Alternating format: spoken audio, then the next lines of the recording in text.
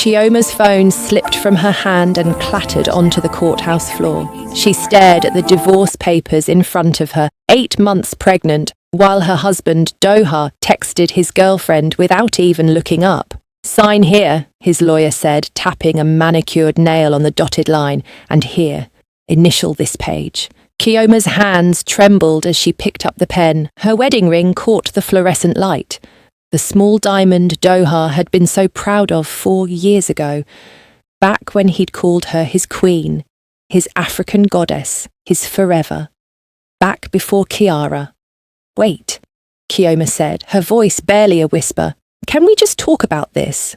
Please, Doha. We can work this out." He finally looked up from his phone. Those eyes that used to make her heart race now looked right through her like she was invisible.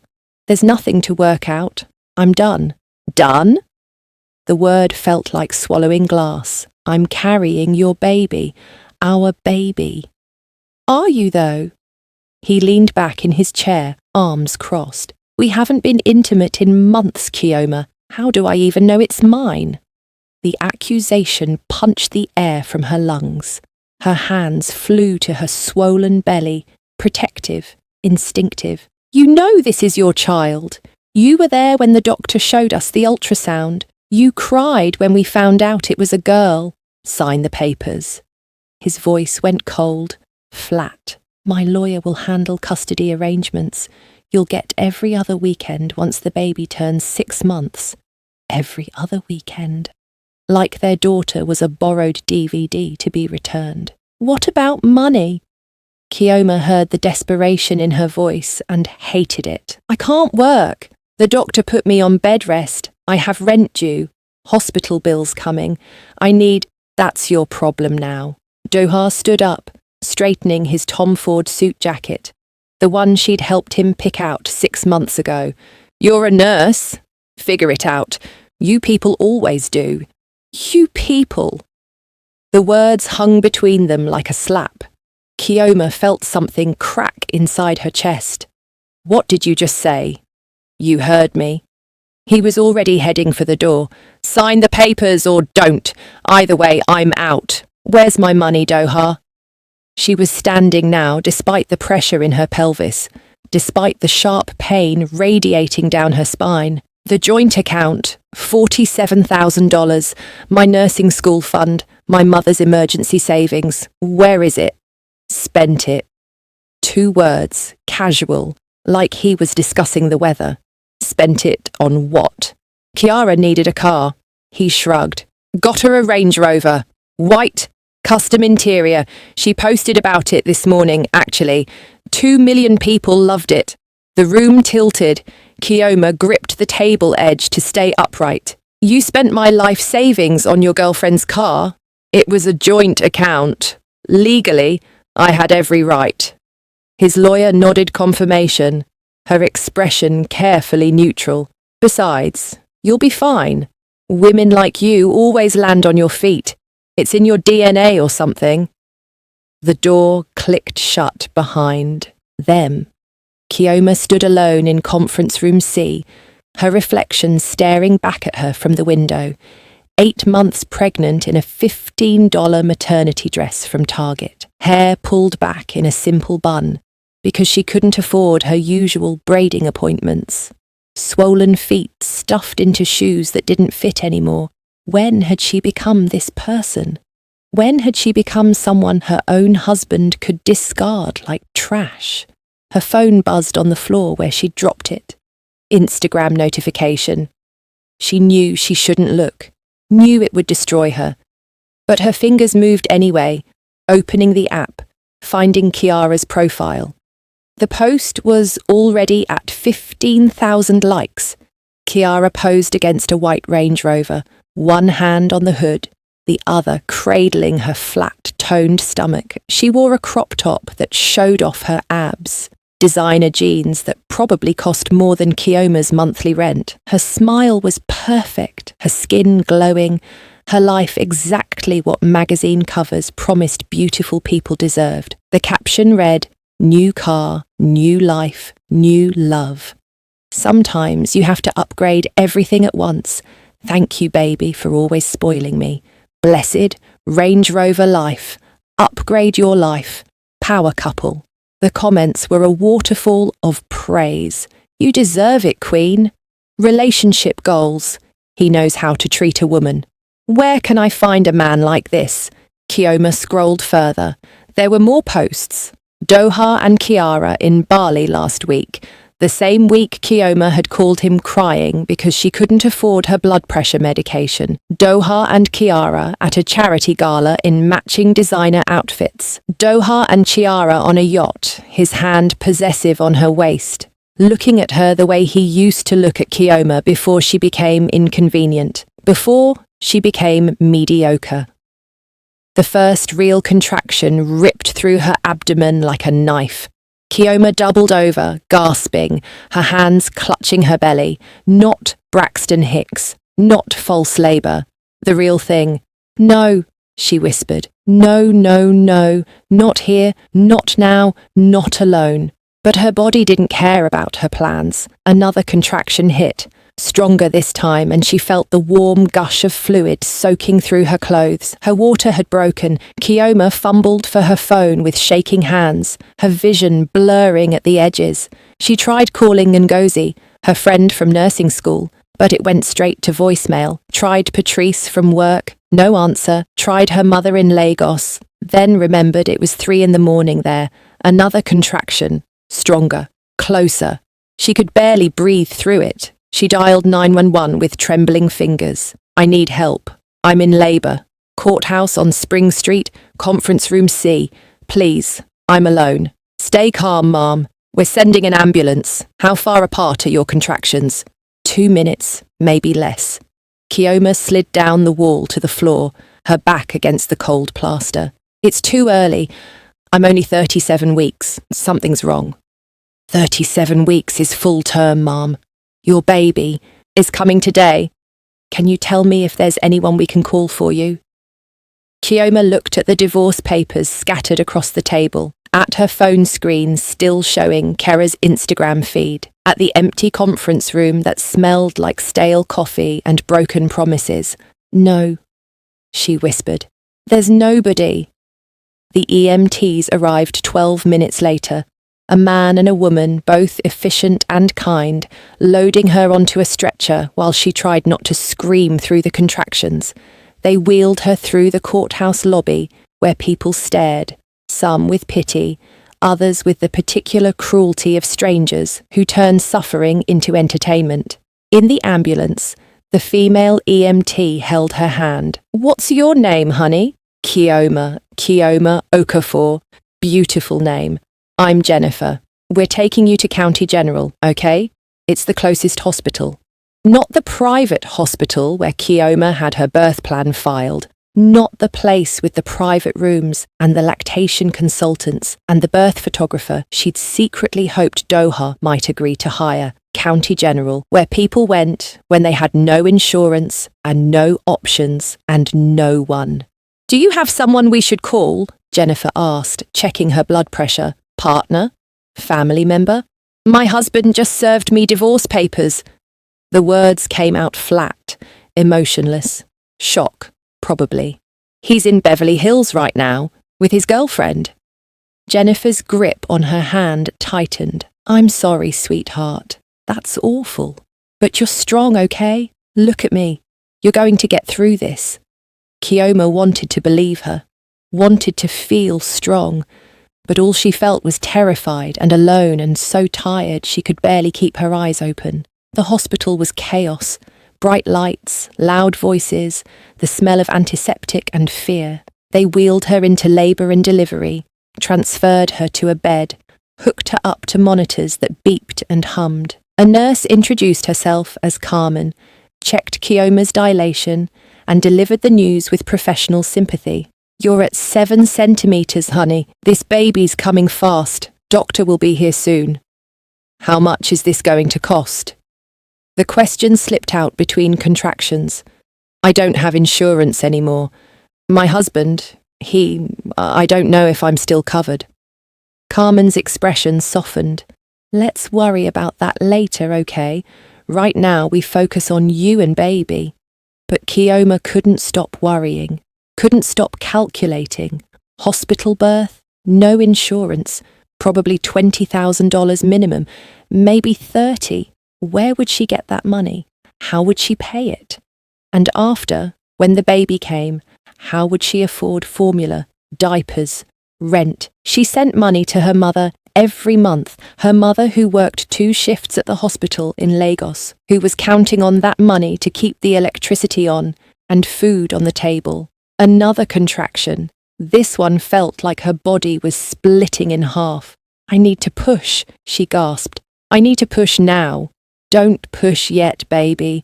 Wait for the doctor. Breathe through it." But her body wasn't waiting.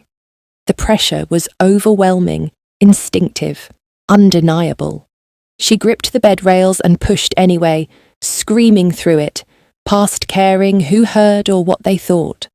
The doctor rushed in, young, tired-looking, kind eyes behind wire-rimmed glasses. "Okay, Kioma, I'm Dr. Park. I hear you're ready to meet your baby." "It hurts," she sobbed. "It hurts so much." "I know, but you're doing great. Next contraction, I need you to push as hard as you can. Ready?" She wasn't ready. Would never be ready. But the contraction came anyway and she pushed, screaming, her whole body bearing down, once, twice, 3 times. "I can see the head. One more push, Kioma. Your baby's almost here."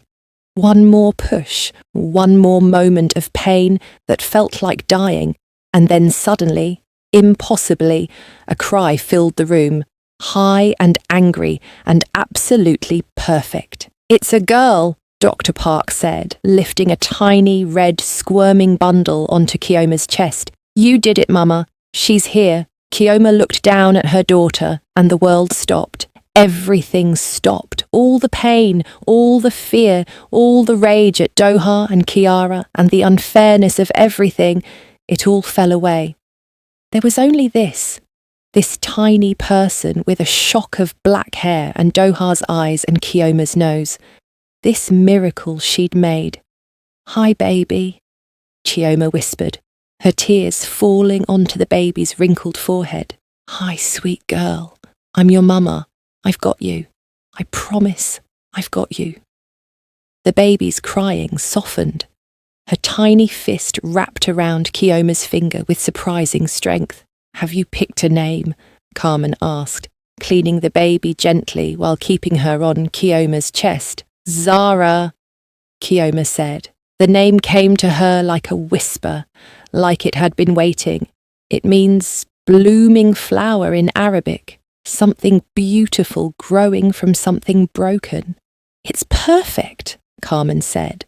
They moved Kioma to a recovery room 3 hours later, small, plain, with 2 beds separated by a thin curtain. Her roommate was a teenager who spent the whole time on FaceTime with someone, laughing and showing off her baby. Kioma turned away, focused on Zara sleeping in the clear plastic bassinet beside her bed. She looked at her daughter and tried to figure out how they would survive. Rent was due in 5 days. $1,800 she didn't have. Her last paycheck from the hospital had been 3 weeks ago, before bed rest. She had maybe $300 in her personal checking account. That was it.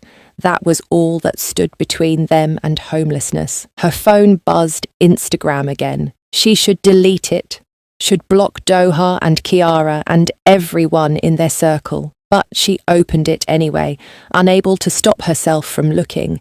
Doha had posted a photo of him and Kiara clinking champagne glasses on what looked like a restaurant patio overlooking the ocean. Sunset in the background, her hand with its massive engagement ring prominently displayed. The caption read, "To new beginnings and leaving dead weight behind. Life's too short to settle." Dead weight. He'd called her dead weight.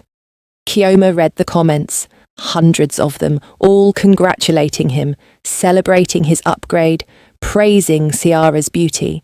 Nobody asked about his pregnant wife. Nobody cared that he'd left. They only saw what he wanted them to see, a successful man choosing a better life. "Excuse me, Ms. Okafor." A woman in business casual stood in the doorway holding a clipboard. "I'm Angela from patient billing. Do you have a moment to discuss payment arrangements?" Here it was, the bill she'd been dreading. Angela sat in the chair beside the bed, her expression professionally sympathetic. "Your total for today's services comes to the $28,472. That includes the ambulance, emergency delivery, pediatric assessment, and 2-night hospital stay. $28,000. Kioma felt like she was drowning. "I don't have insurance. My husband, ex-husband, I don't know if I'm still covered under his plan. We checked. Your coverage was terminated 3 days ago." Of course it was. Doha had planned this perfectly, timed everything so she'd be completely unprotected when she needed help most. "Can I set up a payment plan?" Kioma asked, her voice hollow. "Of course. What can you afford monthly?" Nothing. She could afford nothing, but she said, $200. Angela's smile was kind but pitying. "At $200 a month, it would take you 12 years to pay this off, plus interest. Is there anyone who can help? Family? Friends?" Kioma thought of her mother working double shifts in Lagos, barely making ends meet. Thought of her younger sister Folk trying to save for university. Thought of her friends, all struggling themselves, all dealing with their own mountains of debt and impossible choices. "No," she said, "there's no one." "Okay, let me see what programs you might qualify for. I'll be back tomorrow with some options." After Angela left, Kioma sat in the dark hospital room, listening to Zara's soft breathing and tried not to completely fall apart. This was her life now, 28,000 in debt before her daughter was even a day old. No job, no savings, no husband, no plan. Her phone rang, her mother's number. "Mommy," Kioma answered, her voice breaking. "Kioma, my daughter, I just saw your message. You had the baby. Are you okay?" And then Kioma was sobbing, the whole story pouring out. The divorce, the money, Doha and Kiara, the hospital bill, everything she'd been holding back crashed over her like a wave. "That man is a demon," her mother said, her voice shaking with rage. "A demon. After everything you did for him, after you supported him through business school, after you worked doubles so he could take that internship that didn't pay, this is how he repays you." "Mommy, I don't know what to do. I have no money. I don't even know where Zara and I are going to sleep next week. You come home. Come back to Nigeria. We will manage." "I can't. My visa, my nursing license, everything I worked for is here. If I leave now, I lose it all." "Then what, Kioma? What will you do?" "I don't know." She looked at Zara, so peaceful, so innocent of the disaster she'd been born into. "But I'll figure it out. I have to." They talked for another hour, her mother praying over the phone, crying, promising to send what little money she could. Kioma hung up feeling somehow worse than before. Now her mother would work herself to death trying to help. Another person Kioma had failed. She picked up Zara, held her close, breathed in that newborn smell. "It's you and me, baby girl," she whispered. "Your daddy doesn't want us. He thinks we're nothing. He thinks I'm mediocre." Her voice hardened. "I'm going to prove him wrong. I'm going to build something so big, so successful, that he chokes on his champagne when he sees it. And you, my sweet Zara, you're going to grow up knowing your mama never quit. No matter how hard it got, no matter how much it hurt, I didn't quit." The next morning, they discharged her with a packet of papers, instructions for newborn care, and a bill she couldn't pay. Carmen helped her to the hospital entrance, where she'd called an Uber with money she didn't have. "You take care of yourself, Mama," Carmen said, hugging her goodbye. "That baby needs you strong." The Uber driver helped her load into the car, his expression carefully neutral when he saw she was fresh from the hospital. The drive to her apartment took 20 minutes through Los Angeles traffic. When they pulled up, Kioma saw it immediately. The notice taped to her door. Eviction warning, 3 days to pay or vacate. Kioma carried Zara up the stairs. Every step agony with her stitches pulling. The eviction notice fluttered in the breeze, mocking her. She ripped it down and unlocked the door to her studio apartment. Their apartment now, hers and Zara's. It looked different than when she'd left yesterday morning. Smaller, sadder. The full-size bed took up most of the space. The tiny kitchenette with 2 burners and a mini fridge. The bathroom barely big enough to turn around in. This was what she had to offer her daughter. This and nothing else. She laid Zara in the bassinet she'd gotten at a thrift store, then collapsed onto the bed. Her body hurt everywhere. Her breasts were starting to fill with milk, tender and swollen. Her abdomen cramped with after pains.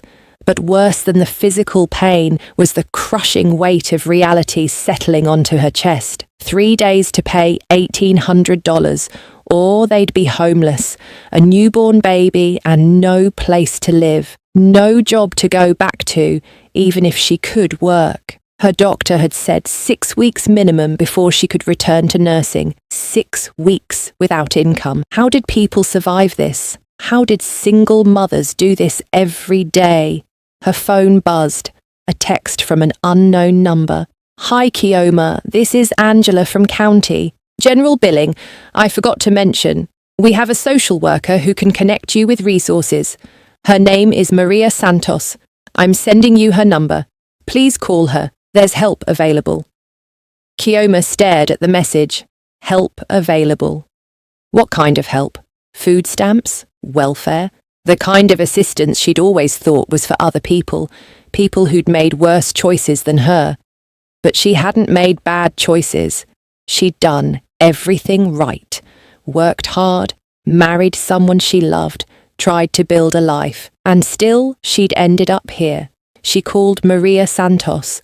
The woman answered on the second ring, her voice warm and no nonsense. "Kioma, thank you for calling. Angela told me about your situation. First, how are you feeling physically? How's the baby?"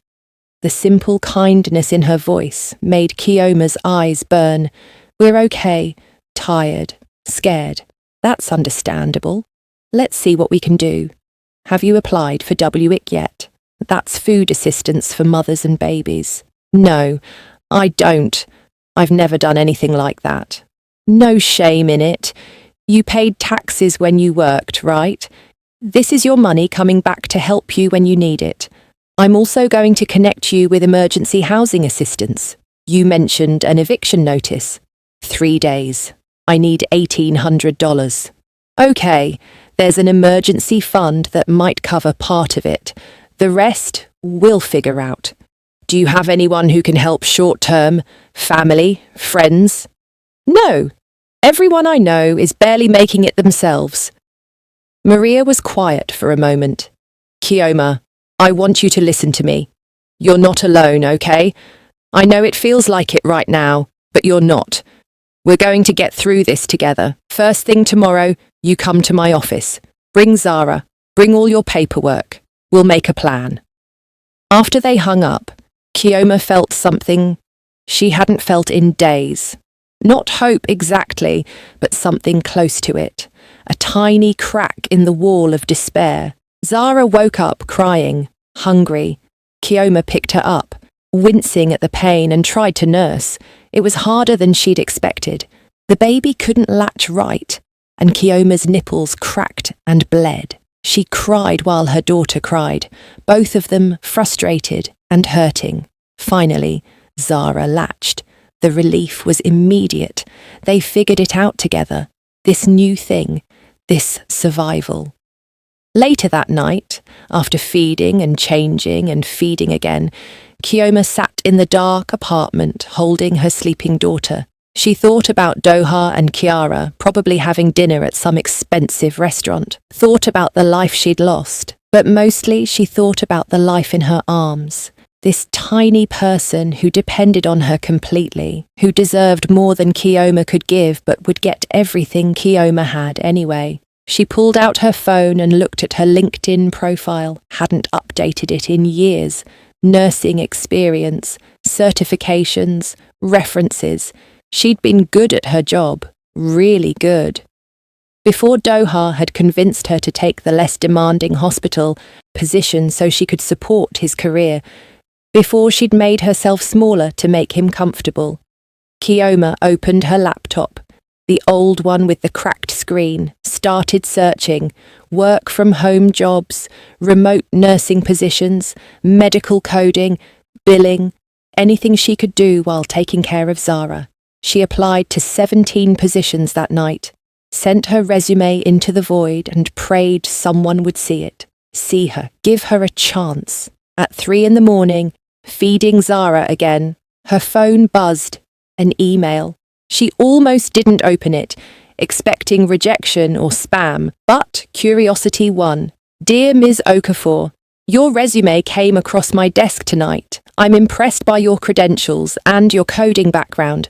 I see you studied computer science before switching to nursing. We're a healthcare tech startup looking for someone with both medical knowledge and technical skills. Would you be interested in a conversation? The position is fully remote and flexible for parents. Dr. Patricia Okonkwo, CEO, Meditech Solutions. Keoma read it 3 times, her heart pounding. This couldn't be real. Jobs like this didn't just appear at 3 a.m. when you were at your lowest point. Did they?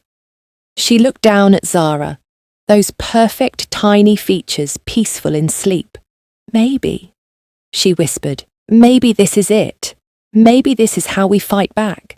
She typed her response with shaking hands, trying not to sound desperate, even though she was, sent it before she could overthink it. Then she held her daughter close and made another promise. 10 years, baby girl. Give me 10 years and I'm going to build something so big that your father will choke on his regret. He thinks I'm mediocre. He thinks we're nothing. Watch what nothing can become when it has everything to lose and nothing left to fear.